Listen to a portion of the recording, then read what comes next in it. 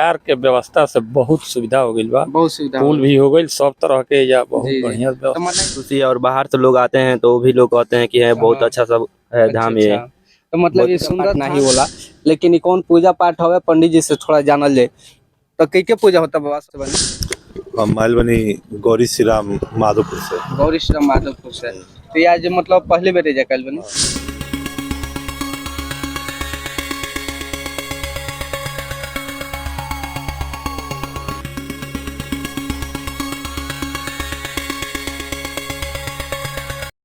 नमस्ते, प्रणाम, स्वागत बा आप सबके पूर्वांचल भोजपुरिया रिपोर्टर चैनल में। और जो कि आज सेवरही शिवा घाट जोन बा की आदर्श नगर पंचायत सेवरही शिवा घाट में, और यहाँ पे पहुँचला के बाद से यहाँ के अभी तक के नज़ारा अगर देखल तो पहले से बहुत खूबसूरत बाटे।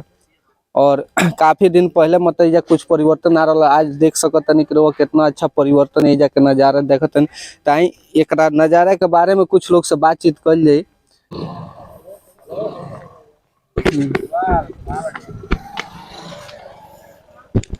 हम जानल चाहे कि कहाँ से बने? हम माइल बनी गौरी श्री राम माधोपुर से। गौरी श्री राम माधोपुर से। तो ये आज मतलब पहले बेटे जा कल बनी? ना ही दूसरा तीसरा बेर है। दूसरा तीसरा बेर। तो मतलब ये जाके नज़ारा कैसा लागत रहा? ये नज़ारा बहुत बढ़िया बा, पहले से बेहतरीन बा, बहुत बढ़िया बा। मतलब सफाई दफाई के लेकर के सब बढ़िया बा।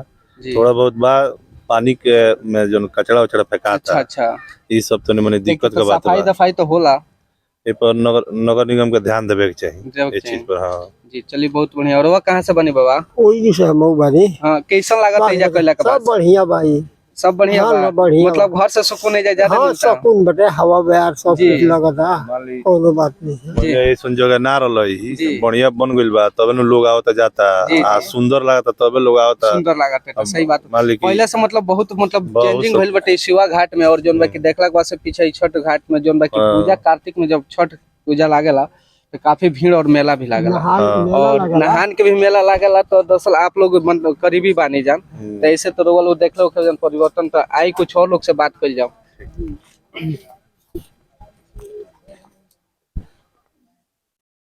वीडियो रिकॉर्ड कर लो। कहाँ से बनी भैया? सेवरही खलवा टोला से। सेवरही खालवा टोला से। आपके मतलब इस सेवरही में मतलब ये विकास भइल बटे, ये कैसन लागता? बहुत अच्छा लगता है, बहुत खूबसूरती बा। हाँ। और ये शिवा घाट बहुत सुंदर धाम है, बहुत हाँ। अच्छा बा। मतलब सुंदर धाम तक के कहल ही जाला, लेकिन ऐसे लिखल भी आदर्श नगर पंचायत सेवरही शिवा घाट सुंदर धाम। हम लोग हमेशा घूमने आते हैं, बहुत अच्छा लगता है। सुबह शाम आते हैं घूमने के लिए, बहुत मतलब सुंदर जगह है, धाम भी है। और उसके बाद से अच्छा भी है धाम, अच्छा लगता है। हाँ, बहुत अच्छा लगता है। आपके भैया ये मतलब सेवरही में ये ऐसा जगह देख के आपके खुशी बा कि ना? बहुत खुशी बाटे हम, क्योंकि देख के मतलब खूबसूरती के देख के सभी के खुश बाटे। हाँ है ना? चलिए बहुत बहुत धन्यवाद आप सबके। और कुछ लोग से भी बातचीत कर जाओ। सुंदर धाम में पहुंचल बन जाना। और देखो तन जे पूजा पाठ भी होता तो ऐसे खरमास में तो पूजा पाठ ना ही होला, लेकिन इस चैनल पे क्या पूजा होता? ये त्रिपिंडी श्राद्ध के पूजा हो। अच्छा, श्राद्ध के पूजा खरमास में ही होला। ऐसे पितर के कुछ दोष जी। चलेला, जी जी जैसे आदमी के परेशानी झेले के पड़ेला, जी तो ये परेशानी जब आदमी समझ लेला जे हाँ हमरा यही से होता, जी जी। तो ये पितर दोष के छोड़ावे खातिर आके। अच्छा अच्छा। रउआ कहाँ से बनी बा? हाँ? रउआ कहाँ से बनी? हम कोई स्टेट के पुजारी हैं। अच्छा अच्छा, स्टेज के पुजारी हैं। अच्छा, तो मतलब ये सुंदर धाम पहले ए तेरह कि ए बड़ा चेंजिंग भइल बा? नहीं, ये बड़ा चेंजिंग होला। पहले भइल बा। पहले माने एकरा से कम रहल, लेकिन ये बड़ा बहुत विकास से आगे हो रहल। बहुत आगे हो रहा बा। तो मतलब पहले से कैसा लागत है कि मतलब पहले का रहे ए बड़ा मतलब तो बहुत पहले माने बहुत एबर एमे है पानी है बहुत अंथा, माने जी। कुल लोग दही के मर जाओ चाहे दिक्कत हो। जी जी। ये बार के सरकार सबसे खुश बानी कि मतलब ये घाट के सुंदर धाम बना दियल गए, और देखे वाला लोग मतलब काफी दूर दूर से भी लोग आवत ये है। कुछ दिन में बुझाता जे यहाँ व्यवस्था रही तो ये स्वर्ग के समान हो जाई, ऐसा जी। माने ये के व्यवस्था बा। चलिए, आप सबके आशीर्वाद रही तो जरूर होई, काहे से कि सेवरही क्षेत्र में तो विकास हो ही रहल बाटे। सनी हम तो दौनहा से। दौनहा से।